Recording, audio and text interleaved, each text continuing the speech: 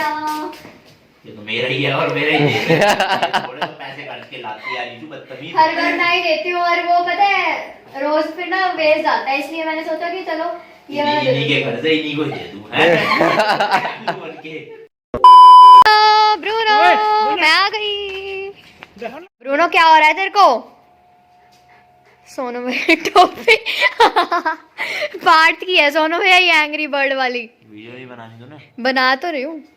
Guys how you are, मैं Shrika, welcome back to my YouTube channel. तो guys आज है 18 क्या है नवंबर, तो आज आ चुके हैं सोनू भैया नेपाल से।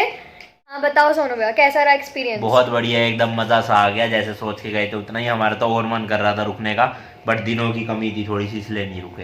अच्छा, कहाँ कहाँ पे घूमे और क्या क्या हुआ? सबसे पहले हम गए थे गुड़गांव से अयोध्या। अगले दिन फिर अयोध्या में घूमे हम, आसपास राम मंदिर देखा जो बनने वाला है कुछ सालों में। फिर तीसरे दिन हम गए अयोध्या से सनोली बॉर्डर, वहाँ पर रात हो गई थी इसलिए वहीं रुकना पड़ा। चौथे दिन गए हम सनोली बॉर्डर से फिर तानसेन करके एक जगह थी, जाना हमें पोखरा था बट वहाँ भी अंधेरा हो गया इसलिए हम पोखरा पहुँच नहीं पाए, तानसेन ही रुक गए। फिर अगले दिन हम गए फाइनली पोखरा। पोखरा में हमने 3 दिन बिताने थे, 3 दिन रहे वहाँ पे, काफ़ी जगह घूमी मस्त मस्त से। उसके बाद लास्ट में हम गए काठमांडू। काठमांडू में हम एक दिन रुके, जो हम कहीं भी घूमने गए नहीं, सिर्फ होटल में पड़े रहे और रात को कैसीनो में जाकर बस वही वहाँ की वीडियो बन नहीं पाई। और अगले दिन हम सीधा फिर आए, वहाँ से मैं पहले पहुँचा गोरखपुर, फिर उससे अगले दिन मैं पहुँचा लखनऊ और फिर आज तीसरे दिन में आ गया हूँ वापस गुड़गांव। अच्छा सोनू भैया BMW कितने किलोमीटर चलाई आपने?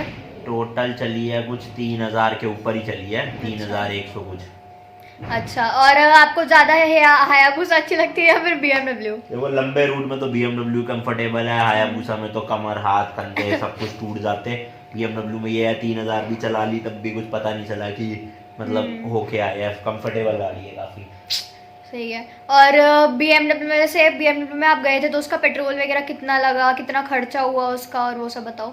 मैंने चलाई 3000 किलोमीटर, तो बाइक 15 से 20 के बीच में 18 की एवरेज दिया। अभी मैंने कैलकुलेट करी नहीं है बट मोटा मोटा अगर बात करें तो 20 लीटर पेट्रोल लगा होगा।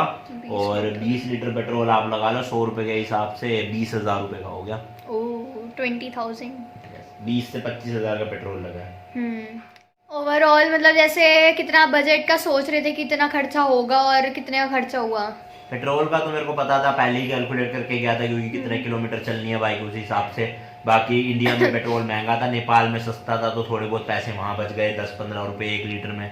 तो मोटा मोटा 15 लीटर वहाँ डलवाया था, 1,500 रुपये वो बच गया। तो खर्चा तो मैंने केशव और अपना मिला के सोचा पेट्रोल को हटा के 30-35,000 में हो जाएगा, तो मैं उतना ही कैश भी लेकर गया था 35,000 रुपये। बट वहाँ जाके वो कैश भी खर्च हो गया, उसके अलावा भी मैंने लक्की भैया से 10,000 रुपये लिए जो मैंने उनको दे दिए वापस। मेरी कुछ ऑनलाइन ट्रांजेक्शन भी हुई 6-7 हज़ार की, 10,000 की। तो मतलब मोटा मोटा पेट्रोल लगा के 70-80 हज़ार से ऊपर का खर्चा हो गया हमारा 12 दिन का। अच्छा, तो आपके साथ लकी भैया वापसी में आए थे या फिर वो कहीं और? नहीं, अभिषेक को असल में जल्दी आना था तो लक्की भैया और वो जल्दी निकल गए। उन्होंने कहा कि हम एक ही दिन में 1000 किलोमीटर कर लेंगे, बट मैंने कहा मेरे को कुछ काम है तो मैं लखनऊ रुक गया था। उसके बाद मैं अगले दिन आया हूँ आज, तो वो कल ही आ गए थे। बट अभिषेक का भी प्लान बना तो था, वो गया भी और आगरा तक रुका, बस आगरा के बाद उसके कंधे दर्द हो रहे होंगे तो वो इसलिए आगरा रुक गया। बाकी लक्की भैया कल ही आ गए थे। अच्छा, अब आप नेपाल से हो आए, अब आप कहाँ पे जाओगे? अब मैं जाऊँगा, जल्दी जाऊँगा भूटान या नॉर्थ ईस्ट, और इसके अलावा मैं ऐसा जा सकता हूँ शायद से यूरोप में कहीं पे इस साल। देखते हैं ठंड का क्या सीन है। बाकी अपना गोवा का भी हो रहा है न्यू ईयर पे, तो बन रहे हैं प्लान्स तो काफ़ी। और सोनू भाई आप कह रहे थे कि गोल्ड लेके आओगे उधर से, उधर क्या रेट वगैरह है? वाले यार क्या हो जाता है आपको? तो यहाँ से जब मैं गया तो मेरे जीजू थे, उन्होंने कहा कि नेपाल में गोल्ड सस्ता है तो वहाँ से थोड़ा बहुत ले गए। तो मैंने ऑनलाइन रिसर्च शुरू करी कि क्या रेट चल रहा है, तो ऑनलाइन दिखा रहा है वहाँ पे 36,000 रुपये का 1 तोला 10 ग्राम मतलब 22 कैरेट। तो हमने कहा यार बहुत सस्ता है, इंडिया में तो 47 का, वहाँ 36,000 का। ऊपर से फिर वहाँ पे मैंने चेक किया कि कितना तोला ला सकते हैं, तो पर बंदा हम 4 तोला ला सकते हैं। मैंने कहा ठीक है 2-3 तोला ले लेंगे, वहाँ से अपना ट्रिप का ही खर्चा निकल जाएगा कम से कम, इतना सस्ता यहाँ पे डिफरेंस आ गया। वहां जाके पता किया तो भाई साहब वहाँ 46,000 रुपए, यहाँ 47,000, वहाँ 46,000। हमने सोचा एक ही दुकान में गलत होगा, फिर हमने 3-4 दुकानों पे पूछा, सब जगह कह रहे कि 46,000 रुपए इंडियन करेंसी के, वहां के थे 94,000 रुपीज के आसपास। 94 पता नहीं 87 था कुछ। तो फिर हमने कहा 1,000 रुपये का फ़ायदा है क्या इतनी दूर ले जाओ संभाल के, उससे अच्छा तो इंडिया से ही मिल जाएगा 1,000 में। तो सोनभद्र मैं गई नहीं हुई जैसे इंटरनेशनल वगैरह की ट्रिप में, तो मेरे को ना ये नहीं पता कि उधर जैसे टॉयलेट टिश्यू पेपर यूज़ होता है या फिर जेट स्प्रे कुछ होता है, क्योंकि बाहर की जो कंट्रीज ज़्यादातर होती है ना उसमें तो टॉयलेट टिश्यू पेपर ही वो सभी होता है यूज़। तो नेपाल में भी आधे से ज़्यादा हिंदू ही, आधे से ज़्यादा क्या मेजोरिटी हिंदू ही है, और मतलब ज़्यादातर कल्चर इंडिया वाला ही फॉलो होता है वहाँ, पूजा पाठ में भी ये सब भी। तो टॉयलेट भी वहाँ का बिल्कुल सेम ही होता है। काफ़ी ढाबों में तो हमें इंडियन स्टाइल भी मिले थे नीचे बैठने वाले, और काफ़ी अच्छे अच्छे उसमें अपना वेस्टर्न स्टाइल भी होते हैं जो सिटिंग वाले। और बाकी टिशू भी वहाँ पे दिए जाते हैं ताकि जो दूसरी कंट्री से फॉरेनर्स आ रहे हैं, यूएस से हो गया, कनाडा हो गया या यूरोप हो गया, तो वो सब लोग टिशू यूज़ करते हैं धोने के लिए मस्त हैं, और हम पानी का यूज़ करते हैं, तो इसलिए उनके लिए टिशू भी होता है, हमारे लिए जेट स्प्रे भी लगा होता है। बाकी जहाँ पे ना मिले, नेपाल में तो ऐसा नहीं था, बाकी जहाँ रशिया वगैरह में नहीं मिलता तो वहाँ पे आप अपनी बोतल ले जा सकते हो। और क्या।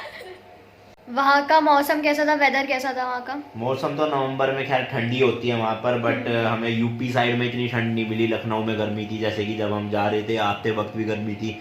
और वहाँ पे हम पोखरा गए तो पोखरा में ठंड थी 3 दिन, क्योंकि वो प्रॉपर हिल स्टेशन है। फिर जब काठमांडू आए तो थोड़ा गर्म हो गया था, बट रात को फिर भी ठंडी रहती थी, मतलब ऐसा गर्मी भी नहीं लगती थी, ठंड भी नहीं लगती थी इतनी ज़्यादा काठमांडू में, लेकिन पोखरा में थी ठंड काफ़ी। अच्छा, तो गाइज अब आप ना वो वाली क्लिप्स देख लो जो केशव भैया मेरे लिए बना के लेके आए थे, जो सोन भाई के ब्लॉग वगैरह में नहीं डली होगी, है ना। तो वो वाली सबसे पहले आप क्लिप देख लो, उसके बाद मैं आपको आगे मिलती हूँ।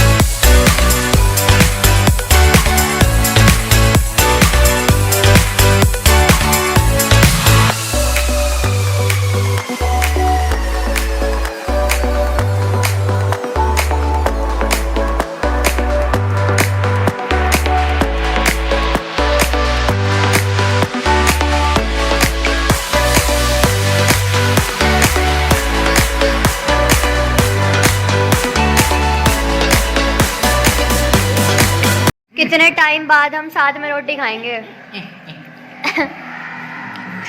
चावल गरम नहीं करे? गरम ही है सोनू भैया।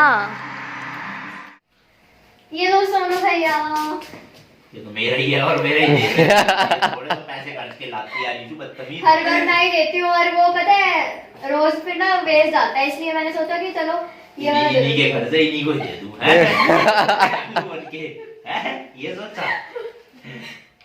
वहाँ पे खाने वगैरह का क्या था हिसाब किताब? खाना तो लगभग हर रेस्टोरेंट में आपको इंडियन चीज़ें मिल ही जाती है, वहाँ पे भी लोग वही सेम खाते हैं। बाकी लोगों को वहाँ पे चावल खाना बहुत पसंद है, मतलब जहाँ भी चले जाओ थाली सिस्टम बहुत है। जो भी टूरिस्ट आते हैं, मतलब लोकल वहाँ का होता है ना, वो सब थाली ले लेते हैं, बुफे टाइप का होता है, उसमें डालो अपना खाओ।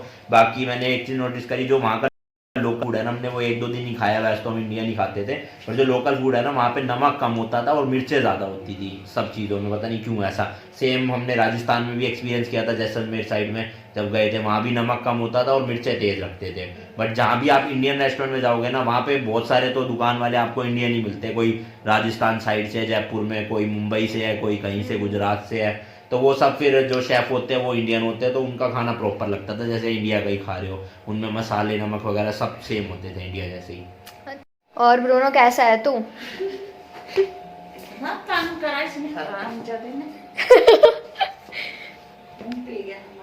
इसका पता है मूड का नहीं पता चलता, अभी आराम से बैठा हुआ है ना, एकदम से इसको कुछ ना कुछ हो जाएगा।